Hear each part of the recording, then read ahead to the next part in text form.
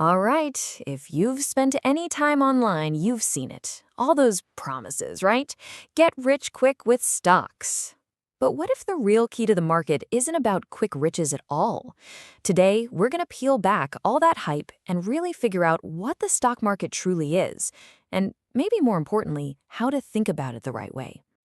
So let's just dive right into the biggest myth out there. Is the stock market some kind of magic money machine? The kind where you just put it all in and automatically get two out? It's a really tempting idea. I mean, it's what sells all those courses and gets all the clicks. But is it actually reality? Well, the simple answer is not exactly. But understanding why it's not a money machine, well, that's the first real step toward actually using the market to your advantage. So let's break that down. Okay, first things first, and this is maybe the most important part. We have to get this idea out of our heads that the market is a giant casino. The goal here isn't to get lucky on some random bet. The real goal is ownership, and that is a completely different universe from just speculating. Just think about the difference for a second. When you're in a casino, you're placing a bet on pure random chance. Win or lose, at the end of the day, you own absolutely nothing. But when you buy a stock, you're not betting, you are buying. You are purchasing a small piece of an actual, real-world functioning business. So what does that even mean, to own a piece of a business? Let's get to the very heart of what a stock really is, because it's so much more than just a little symbol blinking on a screen. At its core, a stock is just this, a tiny piece of ownership, a share in a real company. When you buy a share of, say, Apple or Microsoft, you literally own a tiny, tiny fraction of that whole operation. And that company, it's a living, breathing thing. It makes stuff people want, whether that's a new phone or a piece of software.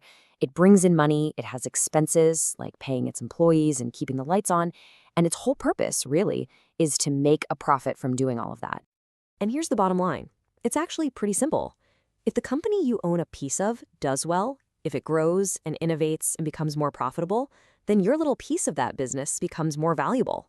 It's this direct connection to real-world success that separates investing from just plain gambling. Okay, so we know companies sell these shares, but how does that actually work?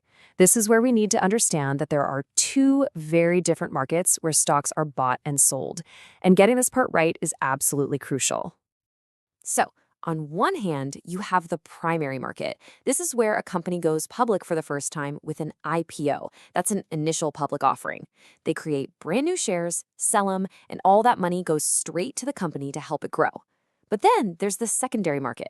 Think of the New York Stock Exchange. This is where all those existing shares are just traded back and forth between investors. People like you and me. And here it is, the reality check that surprises almost every beginner. When you open up your app and you buy a share of a big famous company, your money isn't going to that company to help them build a new factory. Nope. It's going to the other investor who just sold you that share.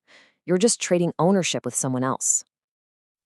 This leads us to the million-dollar question. What in the world actually makes a stock's price go up and down? It can look totally random, I know, but it really boils down to one single concept: the future.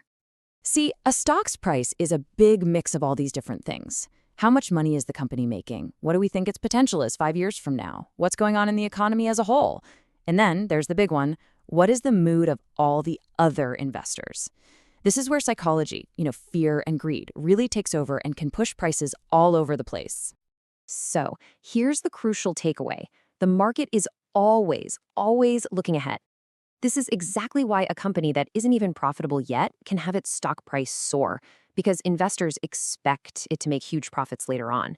And it's also why a really stable, profitable company can see its stock fall if investors start to think its best growth days are behind it. So with all of this in mind, you really face a fundamental choice when you step into the market. Are you going to be an investor, or are you going to be a trader? And trust me, they are not the same thing. Knowing the difference is everything. Look, long-term investing is all about owning a piece of a great business for years, letting it grow, and creating real wealth over time. It's based on the company's fundamentals, how much it sells, how much it earns. Trading, on the other hand, is about trying to profit from short-term price wiggles. It's a high-stress, high-skill game that is completely different. And we just have to be brutally honest here. The data on this is overwhelming, it's consistent, and it's been proven again and again. The vast majority of individual people, retail traders, who try to play that short-term game end up losing money. It is just not as easy as it looks on social media. Okay, so let's put this all together. Let's do an ultimate reality check. To do well in the market, you don't need to be some kind of genius, but you absolutely need the right principles and the right mindset. First, let's look at the recipe for total failure, because this is the trap so many people fall into. It starts with chasing hot tips you heard somewhere without doing any real research. Then that leads to overtrading, buying and selling all the time based on noise. And that, of course, leads to panic selling the minute things go down. All of it driven by that dangerous expectation of getting rich quick. It's a guaranteed path to disappointment. And this brings us to what is truly the biggest risk of all. It's not a market crash. The number one biggest risk is just plain ignorance, not having a clue what you actually own. I mean, if you can't explain in one simple sentence how the company you invested in makes money and what its biggest challenges are, well, you're not investing, you're just gambling. So what's the alternative? What's the core philosophy that actually works? It's this.